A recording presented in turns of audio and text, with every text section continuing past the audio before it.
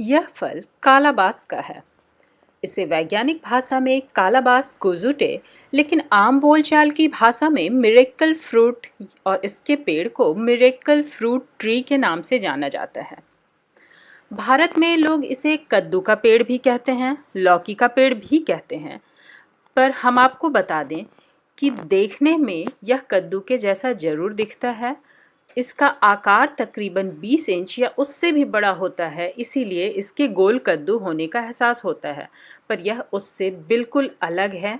दरअसल भारत में यह पारंपरिक पेड़ है ही नहीं। यह आमतौर से Africa, America, Mexico, West Indies, Philippines जैसे देशों में उगता है, लेकिन भारत में लाया गया और दक्षिण भारत होते हुए उत्तर भारत के भी सारे हिस्सों में आज पहुंच चुका है। हाँ, ज़्यादातर लोग इससे आज भी अनजान हैं और इसके हेल्थ बेनिफिट्स को नहीं जानते हैं, और इसीलिए नहीं जानते हैं कि इसे मिरेकल ट्री क्यों कहा जाता है। मिरेकल ट्री एक फ्लावरिंग प्लांट है जिसमें बड़े आकार के फल आते हैं, जो आप देख रहे हैं। पेड़ की ऊंचाई तकरीबन 10 मीटर तक हो सकती है, यानी यह काफ़ी ऊंचाई वाला पेड़ होता है। इसके फलों का छिलका काफ़ी सख्त होता है। फलों का खोल कह सकते हैं, कोकोनट शेल या नारियल के खोल की तरह इनके फलों का छिलका काफ़ी सख्त होता है। मेक्सिको, क्यूबा, कोलंबिया जैसे देशों में इनसे बर्तन बनाए जाते हैं, जो कि सर्विंग बोल या कप्स के रूप में इस्तेमाल होते हैं। मिरेकल फ्रूट से पहले हम बात करते हैं इनके पत्तों की। इनके पत्ते ब्लड प्रेशर एंड हेडेक को कम करते हैं, यानी उच्च रक्तदाब और सर दर्द के लिए बहुत कारगर इलाज हैं।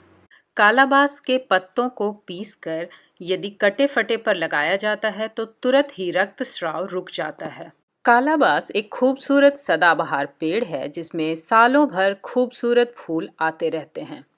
ये फूल आकार में बड़े होते हैं, देखने में खूबसूरत लगते हैं और आपके लैंडस्केप को सबसे खास और सबसे अलग बनाते हैं।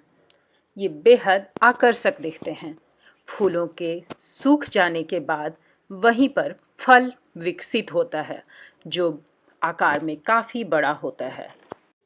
इसके फलों को यदि आप तोड़ेंगे तो देखेंगे कि इसके अंदर सफ़ेद क्रीमी सा गूदा होता है, जैसा कि आमतौर से गोल कद्दू के साथ भी ऐसा ही होता है। पर इसकी खासियत ये है कि आप इसके छिलके को चाकू से काट नहीं सकते, हाथ से तोड़ नहीं सकते। बहरहाल हमने तो इसे पत्थर पर तोड़ लिया है, आपको गूदा दिखा देते हैं और इसके फायदे बता देते हैं। इसके फलों में बहुत सारी औषधीय गुण होते हैं। यह एंटी एजियोजेनिक होता है। शब्द कठिन है, पर इसका अर्थ मैं बताती हूँ।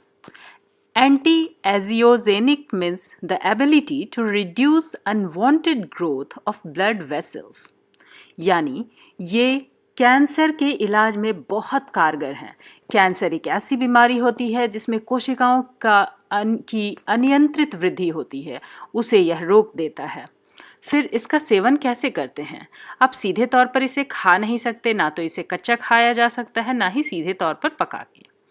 कालाबास के गूदे को आप चम्मच या दूसरी चीज की मदद से बाहर निकालेंगे। इसे पानी मिलाकर आधे घंटे तक बॉयल किया जाता है। बॉयल करने के बाद इसे छानते हैं, ठंडा होने देते हैं और उसके बाद आप इस रस का सेवन रोजाना कर सकते हैं। रोजाना सुबह शाम एक एक चम्मच रस का सेवन करना ही काफ़ी होता है। ये low calorie, sugar free sweetener का भी काम करता है और ये सुनी सुनाई या कही गई बात नहीं है। दवाओ मेडिकल इंस्टीट्यूट ने अपने शोध में यह बात साबित किया है कि यह ब्लड शुगर को कम करने की क्षमता रखता है। इतना ही नहीं, यह अस्थमा, थायराइड, आर्थराइटिस, प्रोस्टेट और दांत दर्द जैसी बीमारियों का भी असरदार इलाज है। अब बचे हुए खोल की बनी हुई खूबसूरत कटोरियां भी आपको दिखा देते हैं। किसी हैंडीक्राफ्ट से कम नहीं है ये। आखिर क्यूबन या कोलंबियन लोग कला में कहाँ पीछे हैं? उन्होंने इसको कई तरीके से रंगा है, सजाया है और इन्हें बाजार में भी उतारा है। कालाबास के फलों में बीज भी होता है और इसका पौधा हमेशा बीज से ही उगाया जाता है। इसके बीज आपको ऑनलाइन स्टोर पर मिल जाएंगे। आप इसका पेड़ उगा सकते हैं। सच में चमत्कारी पौधा है। आपके आसपास खूबसूरती भी बढ़ाता है और कई तरह की रोग बीमारियों को नियंत्रण में रखने की इसमें क्षमता है। इसका रोजाना थोड़ा सा सेहत के बचाव के लिए उपयोग करना अच्छा ही है।